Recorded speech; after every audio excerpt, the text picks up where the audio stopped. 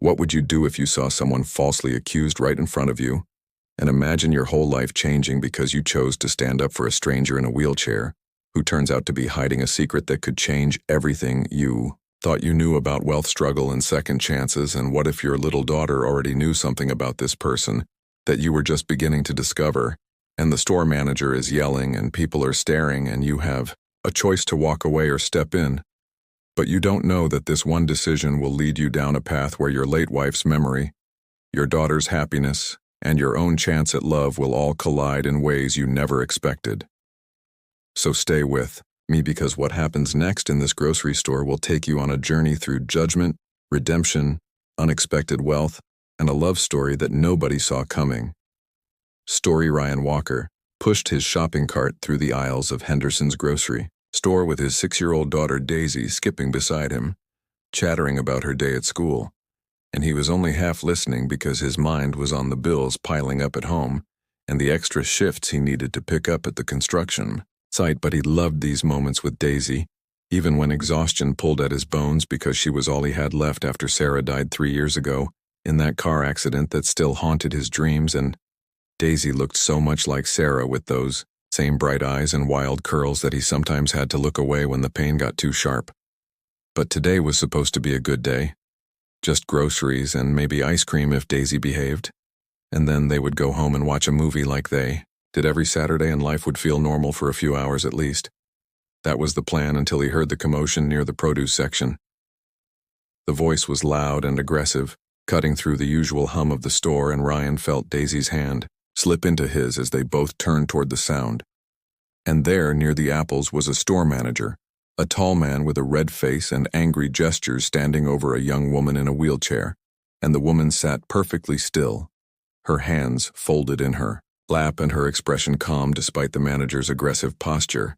And Ryan felt something tighten in his chest because he recognized that look, the look of someone who had been through this before, who had learned to keep their face neutral while the world threw its worst at them. And he had seen that look in the mirror often enough after Sarah died, when people offered their useless condolences and asked questions that had no good answers.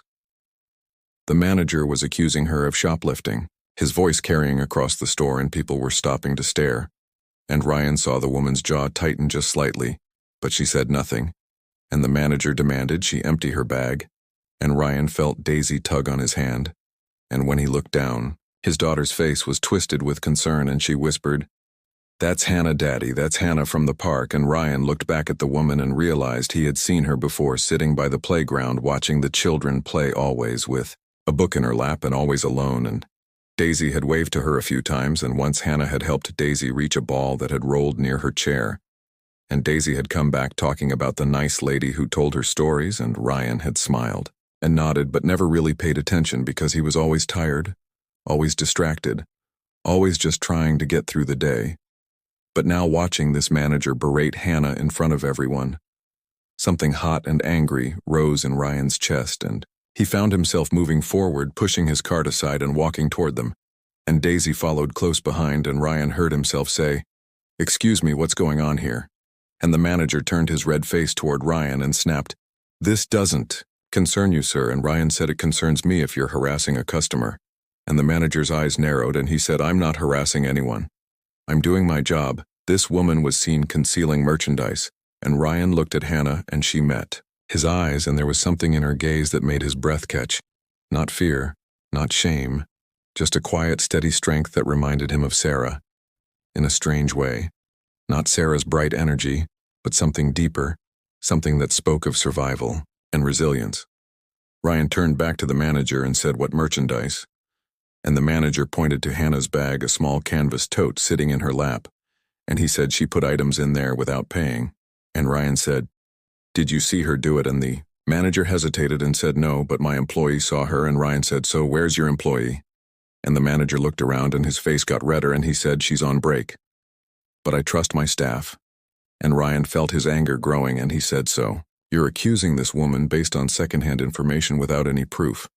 And the manager stammered and said, "We have the right to check bags if we suspect theft." And Ryan said, "And she has the right to refuse and the right to be treated with respect." And he could feel eyes on them now, other customers watching, and he didn't care because this was wrong, and he knew wrong when he saw it. Hannah spoke, then her voice quiet but clear, and she said, "It's okay, I can show him my bag." And Ryan looked at her, and she was already reaching for her tote, and she opened it and pulled out a single item, a book. And she held it up and said, "I brought this from home. It's mine. I was reading it while I shopped," and the manager snatched it from her hand and flipped through it, looking for a price tag and finding none, and his face somehow got even redder. And Hannah said, "You can check your inventory. You can check the security cameras." "I didn't take anything," and Ryan said, "I think you owe her an apology." And the manager looked like he wanted to argue, but then he saw the small crowd that had gathered, and he muttered something that might have been sorry, and turned and walked away quickly, disappearing into the back of the store. The crowd dispersed, slowly people returning to their shopping with uncomfortable glances, and Ryan stood there feeling his heart hammering, and Daisy let go of his hand and ran to Hannah and threw her arms around her and said, "I knew you didn't take anything. Hannah, you're too nice." And Hannah smiled, and it transformed her face, and she hugged Daisy back and said, "Thank you, sweet girl." And then she looked up at Ryan and said, "And thank you. I could have handled it, but it was kind of you to step in." And Ryan felt his face grow warm, and he said, "I'm sorry that happened to you. People can be cruel." And Hannah said, "Yes, they can, but they can also be kind." And she was looking at him when she said it, and he felt something shift in his chest, something he hadn't felt in 3 years. Daisy was talking now, telling Hannah about school and asking Hannah what book she was reading, and Hannah showed her. And it was some thick literary novel that Ryan had never heard of, and Daisy couldn't read yet. But she looked at the cover with interest, and Hannah told her what it was about in simple terms, and Daisy listened with wide eyes, and Ryan watched them and felt a strange ache in his chest, because Daisy looked happy, really happy in a way she hadn't been in a long time, and he realized his daughter was lonely despite his best efforts, despite all the love he tried to give her. She missed having a mother, missed having that feminine presence in her life, and watching her with Hannah. He felt both grateful and guilty. Grateful that Daisy had found someone who made her smile, and guilty that he hadn't been enough.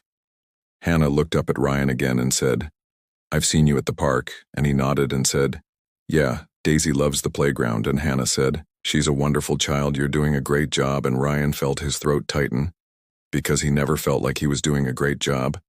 He always felt like he was failing, like he was one mistake away from everything falling apart. And he said, "Thank you, that means a lot." And Hannah smiled and said, "I mean it. I see how she looks at you, she adores you." And Ryan had to look away because the emotion was too much, and he focused on his daughter instead and said, "Daisy, we need to finish shopping." And Daisy pouted and said, "Can Hannah come with us?" And Ryan started to say no, but Hannah laughed and said, "I'd love to, but I have my own shopping to do." And Daisy said, "Okay, but we'll see you at the park, right?" And Hannah said, "Absolutely." And Daisy gave her another hug and then took Ryan's hand, and they walked back to their cart. Ryan couldn't stop thinking about Hannah as they finished shopping, and Daisy chattered about her and asked questions, and Ryan answered absently, and he kept seeing Hannah's face, the calm way she had handled the situation, the warmth in her smile when she looked at Daisy. And he felt confused because he hadn't thought about a woman like this since Sarah, and the guilt came rushing in, because how could he even think about someone else when Sarah had been everything to him? When Sarah had been light and laughter and love, and this woman, Hannah, was nothing like Sarah. Was she and Sarah had been vibrant and energetic, always moving, always laughing, filling every room with her presence, and Hannah was quiet and still and calm, and yet there was something about her, something that pulled at him in a way he didn't understand. They paid for their groceries and went home, and Daisy talked about Hannah all through dinner, and Ryan listened and tried to figure out what he was feeling. And that night, after Daisy was asleep, he sat in the living room in the dark and looked at the photo of Sarah on the mantel, and he whispered, "I don't know what I'm doing." And Sarah smiled back at him, frozen in time, forever young, forever happy. And he felt the tears come, and he let them, because he was alone, and no one could see. And he cried for Sarah and for himself and for Daisy, who deserved better than a father who was always sad and always tired. The next Saturday, Ryan took Daisy to the park, and she ran straight to the bench where Hannah usually sat. And sure enough, Hannah was there with her book, and she looked up and smiled when she saw Daisy, and Daisy climbed onto the bench next to her and started talking. And Ryan walked over slowly and said, "I hope she's not bothering you." And Hannah said, "Not at all. I enjoy her company." And Ryan sat on the other end of the bench and watched Daisy run off to the swings. And he and Hannah sat in comfortable silence for a while. And then Hannah said, "I never properly introduced myself. I'm Hannah Mitchell." And Ryan said, "Ryan Walker," and they shook hands, and her hand was small and warm in his, and he held it a moment too long and then let go quickly, feeling awkward. They talked, then really talked, and Ryan found himself telling her about his job, and about Daisy, and even a little bit about Sarah, and Hannah listened without interrupting, without offering the usual platitudes, and when he finished, she said, "Loss is hard. I'm sorry you've had to carry that," and he said, "What about you?" And she hesitated, and then said, "I lost my parents when I was young," and Ryan said, "I'm sorry," and she said it was a long time ago, and he wanted to ask about the wheelchair. Wanted to know her story, but it felt too personal too soon, and so he just nodded, and they sat together and watched Daisy play, and it felt easy and natural, and Ryan couldn't remember the last time anything had felt easy. Over the next few weeks, Ryan and Daisy started going to the park more often, and Hannah was always there, and Daisy would run to her, and they would talk and laugh, and sometimes Hannah would tell Daisy stories, elaborate tales about princesses and dragons, and Daisy would listen with rapt attention, and Ryan would sit nearby and listen too, and marvel at Hannah's imagination, at the way she could spin words into magic, and he found himself looking forward to Saturdays more than he had in years. Found himself thinking about Hannah during the week, wondering what she was doing and feeling guilty for it but unable to stop. One day Daisy asked Hannah why she was in a wheelchair, and Ryan's heart stopped because he had been too afraid to ask, and Hannah didn't seem offended, and she said, "I was in an accident when I was younger, and my legs don't work the way they used to." And Daisy nodded seriously and said, "Does it hurt?" And Hannah said, "Sometimes, but I'm used to it." And Daisy said, "I think you're brave." And Hannah laughed and said, "Thank you, sweet girl." And Ryan felt his chest tighten because his daughter was so good, so pure, and he hoped he was raising her. Right, hoped Sarah would be proud. Another week passed, and Ryan invited Hannah to join them for ice cream after the park. And Hannah said yes. And they walked to the little shop on the corner, and Daisy got chocolate, and Ryan got vanilla, and Hannah got strawberry. And they sat outside and ate their ice cream, and Daisy got it all over her face.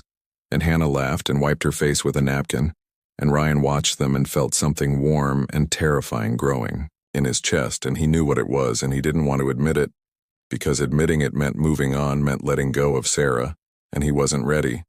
But Daisy was happy, and he was happy. And wasn't that what mattered? That night, Daisy asked if Hannah could come to dinner sometime, and Ryan said maybe. And Daisy said, "Please, Daddy, I really like her," and Ryan said, "I like her too, sweetheart." And Daisy grinned and said, "I know."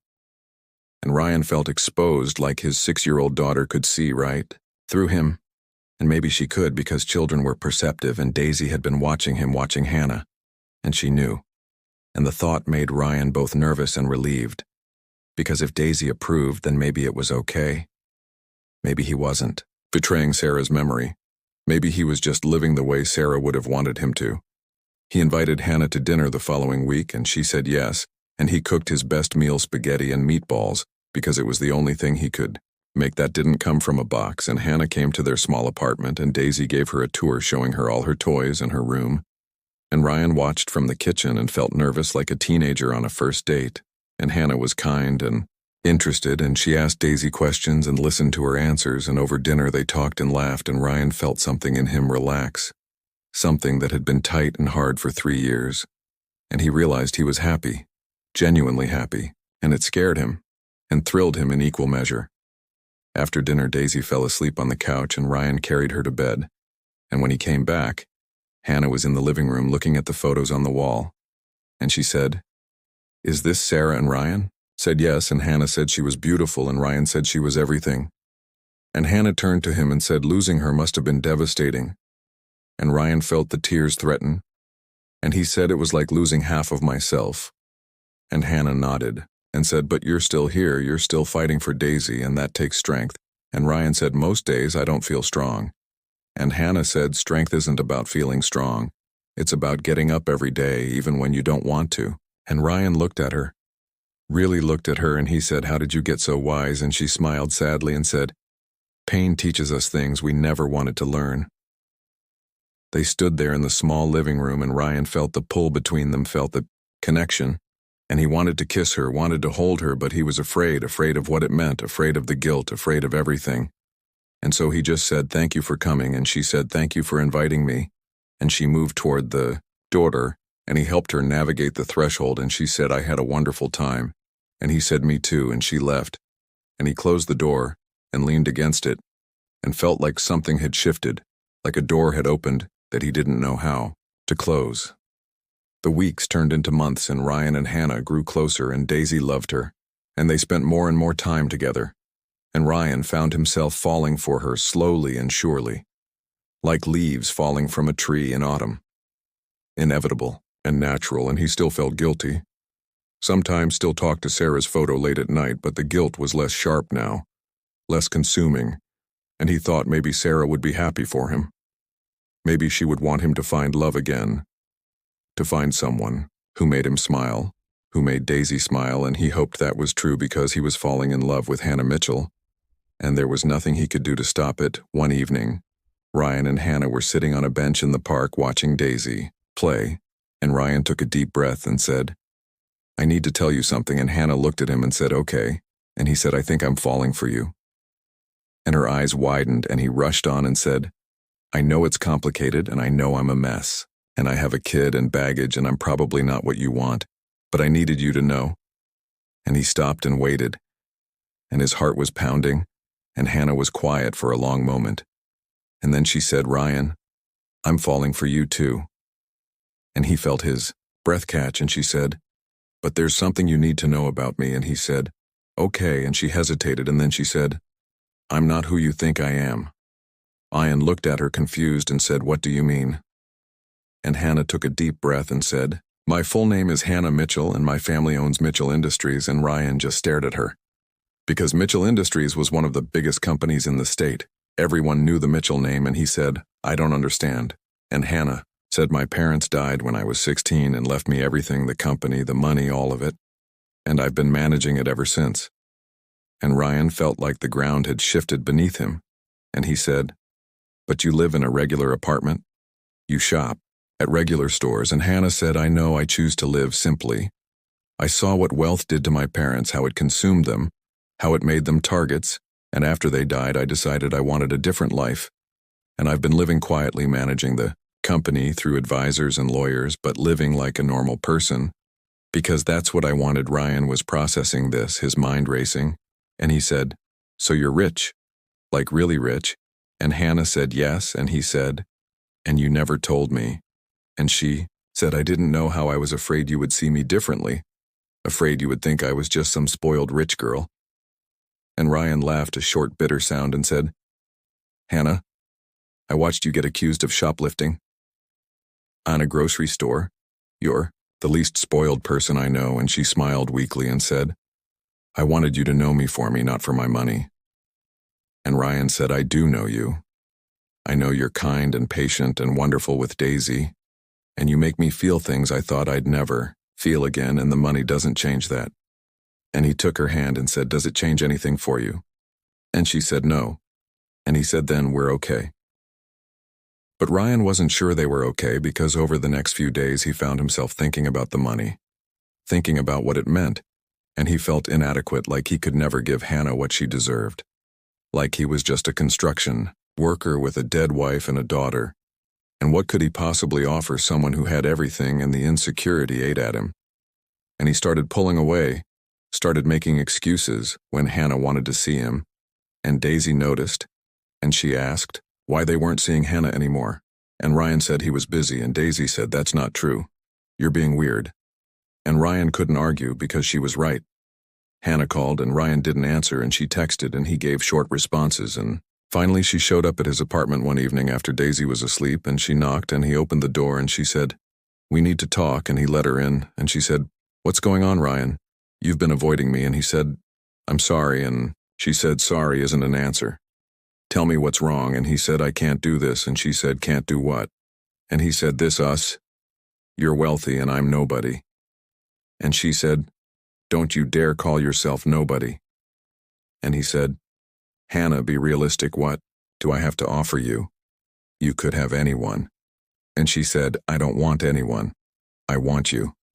And he said, "Why?" And she said, "Because you're kind. Because you stood up for me when no one else did. Because you make me laugh.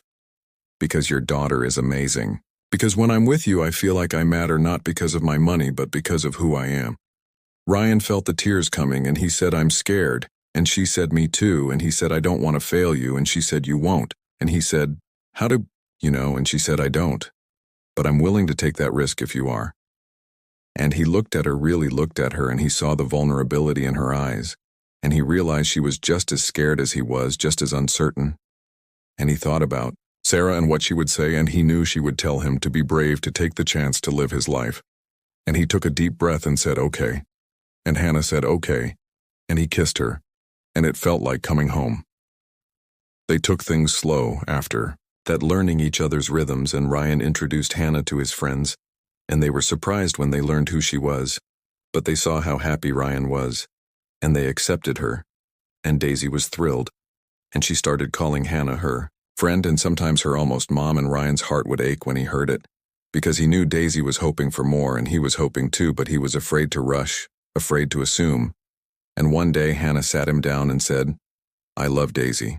And Ryan said, "She loves you too." And Hannah said, "And I love you." And Ryan felt his breath catch, and he said, "I love you too." And she said, "Then let's make this official. Let's be a family." And Ryan said, "Are you sure?" And she said, "I've never been more sure of anything." They got married 6 months later. A small ceremony with just close friends and Daisy, who served as flower girl and wore a white dress and beamed the entire time.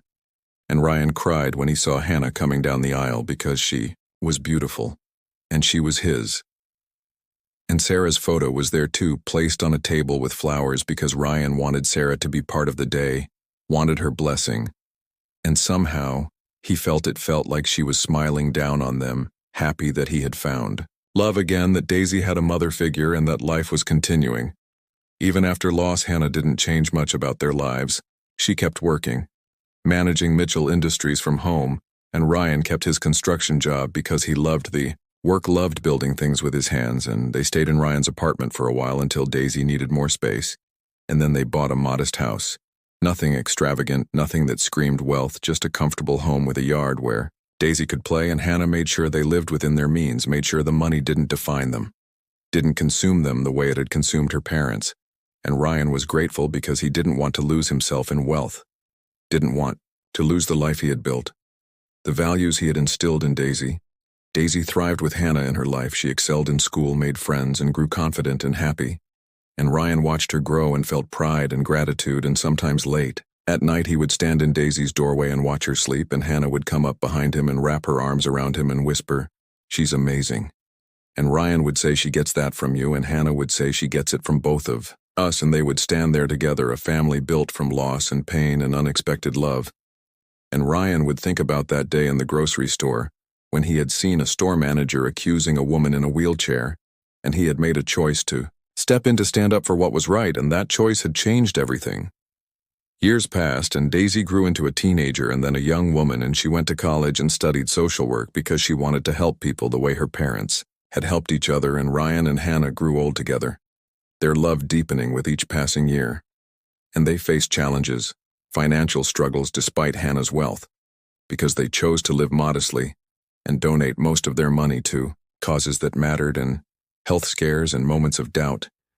But they faced everything together, and when Ryan looked back on his life, he didn't see the tragedy of losing Sarah. He saw the blessing of finding Hannah. He saw the gift of Daisy. He saw a life well lived, a life full of love and purpose and meaning.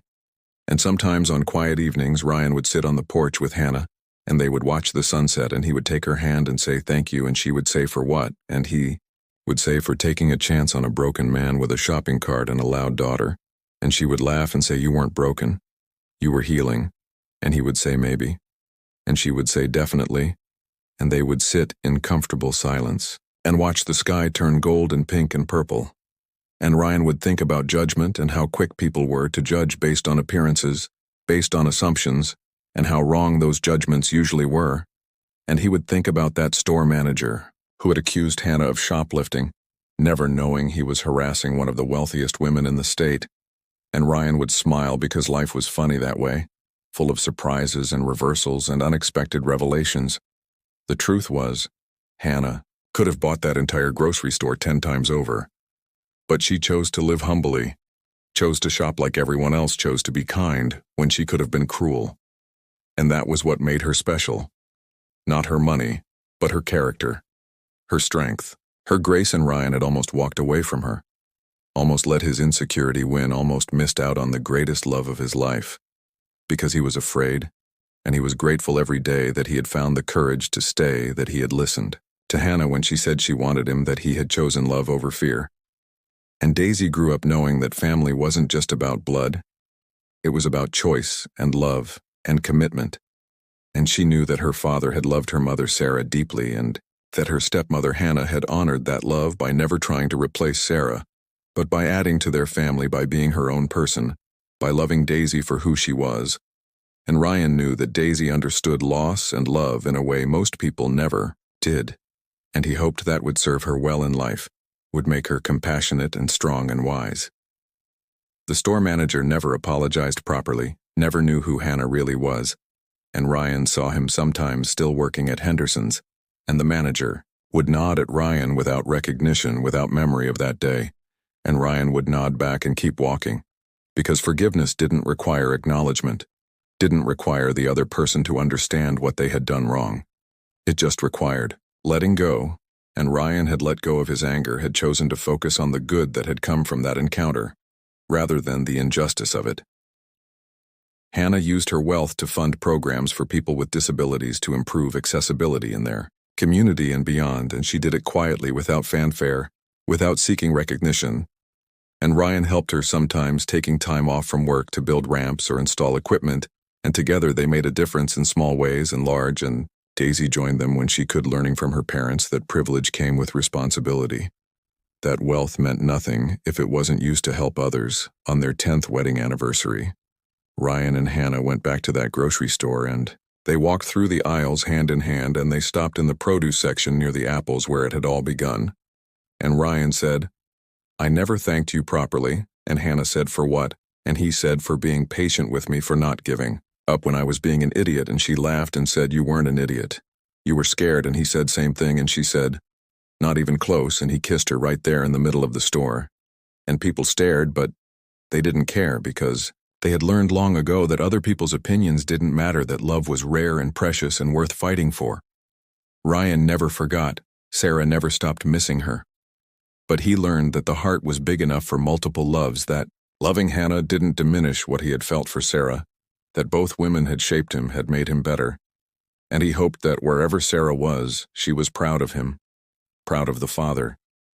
He had become proud of the man he was trying to be. And he hoped she knew that Daisy was happy and loved and thriving, and that he was happy too, in a way he never thought he would be again after she died. The wheelchair that had been such a visible part of Hannah's identity became just another aspect of who she was. Not a limitation, not a tragedy, just a fact of her life. And Ryan and Daisy never treated her differently, never made her feel less than, and Hannah told Ryan once that that was the greatest gift he had given her. Not his love, though that mattered, but his refusal to see her disability as defining her, his insistence on seeing all of her, the strong, capable woman she was. And Ryan said, "I just see you," and she said, "Exactly." And he understood what she meant. Life wasn't perfect. There were hard days and arguments and moments of frustration, but through it all there was love and commitment and partnership. And Ryan learned that marriage wasn't about finding someone perfect, it was about finding someone you were willing to work with, someone who made you want to be better, someone who stood by you when things got hard, and Hannah was all of that and more. And he tried every day to be the same for her. Daisy's wedding day came eventually, and she asked both Ryan and Hannah to walk her down the aisle, and they did one on each side, and Ryan cried like a baby. And Hannah squeezed his hand and whispered, She's happy. And Ryan said, I know, and Daisy looked back at them and smiled, and Ryan saw Sarah in her smile, saw Hannah in her grace, saw himself in her strength, and he thought, this is what legacy looks like. This beautiful, strong woman who came from loss and love, and who would go out into the world and make it better, and he was proud. So proud he thought his chest might burst. That night after the wedding, Ryan and Hannah sat in their backyard, and Ryan said, we did good. And Hannah said, we did. And Ryan said, I never thought I'd be this happy again. And Hannah said, me neither, and they sat in silence, and then Ryan said, do you ever think about that day in the grocery store? And Hannah said, all the time, and Ryan said, do you think it was fate? And Hannah said, think it was choice. You chose to help me, and I chose to let you, and we kept choosing each other every day after that. And Ryan said, I like that better than fate. And Hannah said, me too, because choice means we worked for. This means we earned it. The years continued to pass, and Ryan's hair turned gray, and Hannah's did too. And they grew old together in the way people do when they're lucky, when they found their person and they had grandchildren. Eventually Daisy's kids, who called them Papa, and Nana, and climbed all over them, and brought joy and chaos into their quiet lives, and Ryan loved it. Loved the noise and the mess. Loved seeing Hannah with babies in her lap. Loved the full circle of it all, from loss to love to family to legacy. And sometimes Ryan would go to Sarah's grave, and he would sit there and tell her about his life, about Hannah and Daisy and the grandkids, and he would say, thank you for loving me, for giving me Daisy, for showing me what love looks like, and he would say, I hope you're proud. I hope you know I never forgot you, and he would sit there in the quiet and feel peace, because he knew Sarah would want him to be happy, would want him to live fully, would want him to love again. And he had done all of that, and more in the day Ryan died many years later, surrounded by family, with Hannah holding his hand and Daisy crying at his bedside. His last thoughts were of gratitude. Gratitude for a life well lived, for a daughter who made him proud, for a wife who had given him a second chance at happiness, and for that moment in a grocery store when he had chosen to stand up for a stranger. And that choice had changed. Everything had given him more than he ever could have imagined. And as he took his last breath, he whispered, thank you. And Hannah leaned down and kissed his forehead and whispered, I love you, and he was gone. But the love remained, the legacy remained, the family remained, and that was enough. That was everything. Hannah lived for several more years, and she spent her time with Daisy and the grandchildren, and she wrote down the story of her and Ryan, so that future generations would know how they met, how they fell in love, how they built a life together against the odds. And she wrote about judgment and grace and second chances, and how one moment, one choice can change the trajectory of your entire life. And she wrote about Sarah too, honoring the woman who had loved Ryan first, who had given him Daisy, who had made him the man Hannah fell in love with. And when Hannah finally died peacefully in her sleep at the age of 92, she was buried next to Ryan, and the headstone read, beloved wife, mother, grandmother, friend. And underneath that one word, enough, Daisy kept the story alive, told her children and grandchildren about Papa Ryan, who had stood up for Nana Hannah in a grocery store, about how love can come when you least expect it, about how appearances can be deceiving, about how the richest woman in town had shopped at regular stores and lived a simple life, because wealth wasn't measured in dollars but in relationships and impact and love. And the children listened wide-eyed and asked questions, and Daisy answered them all and made sure they understood that the point wasn't the money, wasn't the drama, was the choice to be kind, to stand up for what's right, to love fully. Even when you're afraid, especially when you're afraid. And so the story lived on, passed down through generations, a reminder that we never know what someone is going through, never know what they're hiding, what struggles they face, what wealth they possess, what pain they carry, and that the only appropriate response to another human being is kindness and respect. And when we choose kindness, when we choose to stand up for others, when we choose love over fear, we change not just our own lives, but the lives of everyone we touch. And that is the real legacy. Not money, not fame, not success, but the ripples of love and kindness we send out into the world, the lives we touch, the hearts we change. And in that way, Ryan Walker, who was just a construction worker and single dad, and Hannah Mitchell, who was secretly one of the wealthiest women in the state, lived on forever in the memories and hearts of the people they loved and the people who loved them. And that was the greatest gift of all. Not the wealth, Not the happy ending, but the love, the connection, the family they built from broken pieces. And that is always enough. That will always be enough.